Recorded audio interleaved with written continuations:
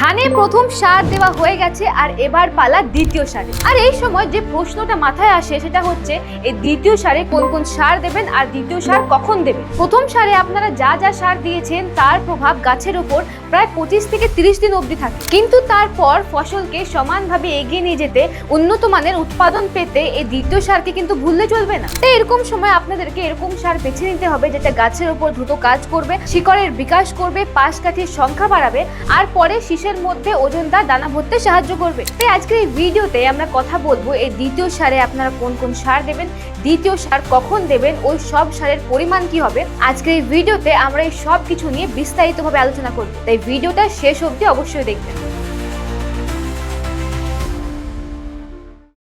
নমস্কার বাংলা, ধান খেতি সিরিজে আপনাদের অনেক অনেক স্বাগত। ধানের বিষয়ে আরো এরকম অনেক ভিডিও পেতে আমাদের চ্যানেলকে সাবস্ক্রাইব করে রাখবেন।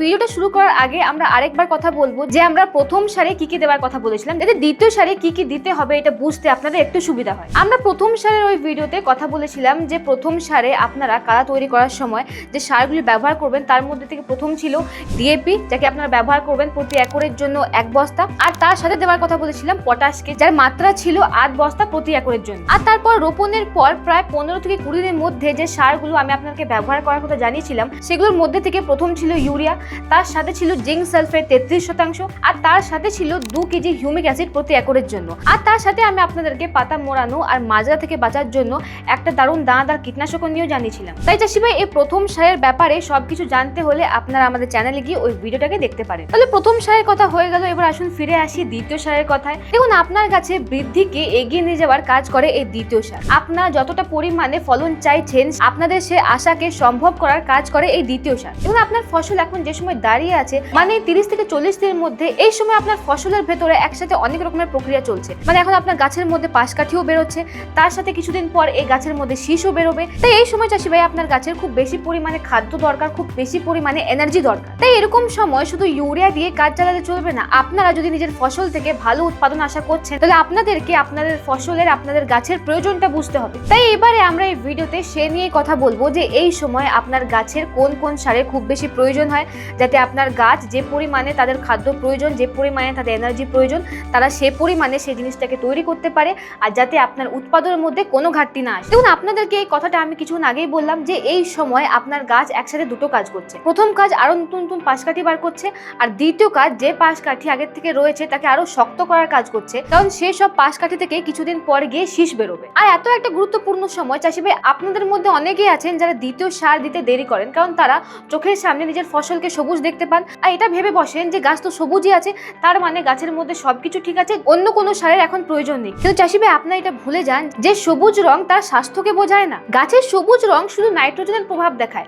গাছ সবুজ মানেই যে আপনার গাছের মধ্যে বাকি সব পুষ্টি পূরণ হয়ে গেছে সেটা কিন্তু নয়। তারপর আপনারা দ্বিতীয় ভুল কি করেন, আপনারা ধানের পুরো জীবনকালে জলের পরিমাণ একই রেখে দেন, আর তারপর ওই জলেই আপনারা ইউরিয়া, পটাশ আরো অনেক রকমের সার ব্যবহার করেন, যার কারণে আপনারা যা সার প্রয়োগ করছেন সেটা জলের সাথে মিশে ক্ষেতের বাইরে বেরিয়ে যায় আর ওটা আপনার গাছ কোনোদিনই পায় না। তো যদি আপনাদেরকে এই ভুল থেকে বাঁচতে হয় আর যদি আপনারা জানতে চান যে ধানে কোন সময় কত পরিমাণ জল থাকা উচিত, তাহলে এই বিষয় নিয়ে আমাদের চ্যানেলে আগের থেকে একটা ভিডিও দেওয়া আছে, আপনারা অবশ্যই গিয়ে ওই ভিডিওটা দেখবেন। আর তারপর যেটা 3 নম্বর আর সব থেকে বড় ভুল করে থাকেন, যেটা আপনার গাছকে সব থেকে বেশি ক্ষতি করে, সেটা হচ্ছে আপনারা পটাশকে নিয়ে খুব বেশি কনফিউজ থাকেন। মানে না আপনারা পটাশকে ঠিক সময় দেন আর না ঠিক পরিমাণে দেন, যার কারণে আপনার গাছ ভেতর থেকে দুর্বল হয়ে যায় আর পরে গিয়ে দানার কোয়ালিটিও খারাপ হয়ে যায়। তাহলে এবার সঠিক উপায় কি, দ্বিতীয় সারে কোন কোন সার দেবেন আর তার ঠিক পরিমাণ কি, সেটা নিয়ে এবার আমরা এই ভিডিওতে কথা বলবো। চাষি ভাই দ্বিতীয় সারের যে প্রথম সারটি আপনারা ব্যবহার করবেন সেটা হচ্ছে ইউরিয়া, প্রতি একরের জন্য প্রায় 30 থেকে 35 কেজি। এই সময় এই যে ইউরিয়াটা আপনারা প্রয়োগ করবেন, এই ইউরিয়াটা আপনার ফসলে এই সময় দুটো কাজ করবে। প্রথম, আপনার গাছের মধ্যে এতদিন অবধি যা যা পাশ কাঠি বেরিয়েছে তার গ্রোথ বাড়াবে,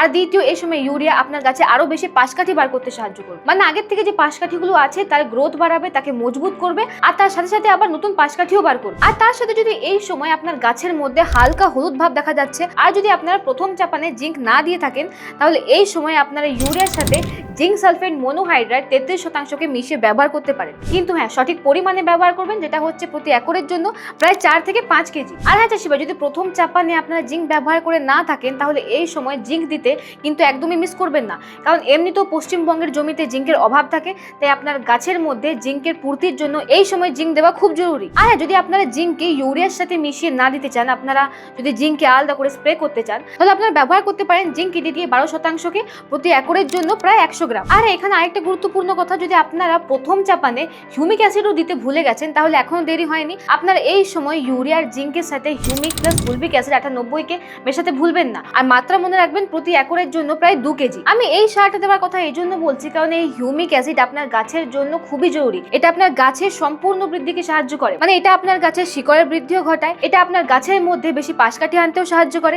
এটা আপনার গাছকে মাটি থেকে বেশি পরিমাণে জল, বেশি পরিমাণে পুষ্টি আনতেও সাহায্য করে। আর তার সাথে সাথে এটার মধ্যে যে ফুলবিক অ্যাসিড আছে সেটা আপনার গাছের আশেপাশে যে পুষ্টি উপাদান যেটা আপনার শিকড় নিচ্ছে সেটাকে গাছের প্রতিটা কোণায় ছড়িয়ে দেওয়ার কাজও করে। এবারে আপনারা এই সব সারের সাথে যে পরের জিনিসটা ব্যবহার করবেন সেটা হচ্ছে একটা কীটনাশক, কারণ আপনাকে আপনার ফসলকে মাজরা, পাতা মরানো পোকার হাত থেকেও তো বাঁচাতে হবে, তাই এই সময় আপনাকে ব্যবহার করতে হবে একটা কীটনাশক। তাই যদি আপনাদের ফসলে এখন এই সব পোকার আক্রমণ দেখা গেছে বা প্রথম সারের ভিডিওতে আমি আপনাদেরকে যে কীটনাশকের ব্যাপারে বলেছিলাম সেটা যদি আপনারা এখনো অবধি ব্যবহার করে না থাকেন, তাহলে এই সময় আপনাদেরকে ব্যবহার করতে হবে কার্টিয়ানি ফ্যান্টাস্টিক। এর মধ্যে একটা খুবই শক্তিশালী টেকনিক্যাল রয়েছে যেটা হচ্ছে ক্লোরাইন্ট্রিপিনল 0.4% জিআর। এটা হচ্ছে একটা দানাদার কীটনাশক যেটা আপনারা ইউরিয়ার সাথে মিশিয়ে ফসলে ছড়িয়ে দিতে পারেন, কিন্তু হ্যাঁ এটাকে ব্যবহারের সময় এর সঠিক মাত্রা মনে রাখবেন, যেটা হচ্ছে প্রতি একরের জন্য 4 কেজি হিসেবে। এবার আসি সব থেকে ইম্পর্টেন্ট কথায়, যেটা নিয়ে প্রায় সবই চাষি ভাইরা খুব দুবিধায় থাকেন যে সেটাকে কিভাবে ব্যবহার করব, কখন ব্যবহার করব, যেটা হচ্ছে পটাশ। কিন্তু সেটা বলার আগে আমি আপনাদেরকে আবার একটা জিনিস মনে করাতে চাই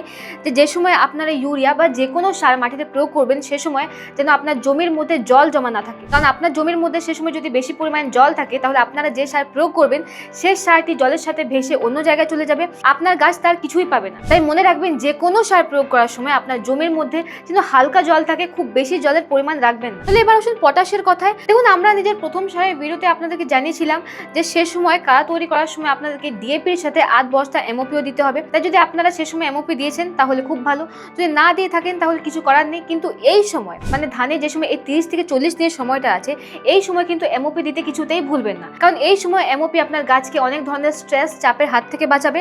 সাথে সাথে এই সময় আপনার গাছের মধ্যে যত ধরনের রোগ পোকার আক্রমণ হবে তাদের বিরুদ্ধে এই সময় আপনার গাছের মধ্যে ক্ষমতা যোগাবার কাজও এই কিন্তু পটাশই করবে। তাই বলছি এই সময় এমওপি দেওয়ার কথা কিন্তু একদমই ভুলবেন না, কিন্তু হ্যাঁ একে সঠিক মাত্রায় ব্যবহার করবেন, যেটা হচ্ছে প্রতি একরের জন্য 8 বস্তা, মানে প্রায় প্রতি একরের জন্য 25 থেকে 27 কেজি। আর তারপর তৃতীয় সারে আপনারা পটাশের বুস্টার ডোজ হিসাবে ব্যবহার করবেন এনপিকে 05234।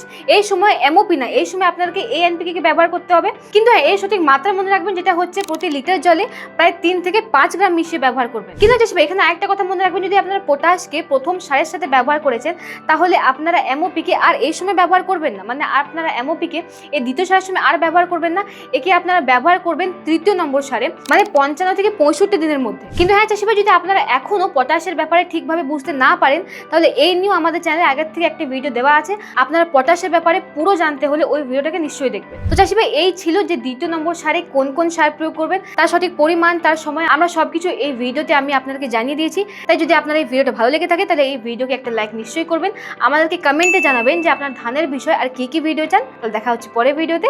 ধন্যবাদ।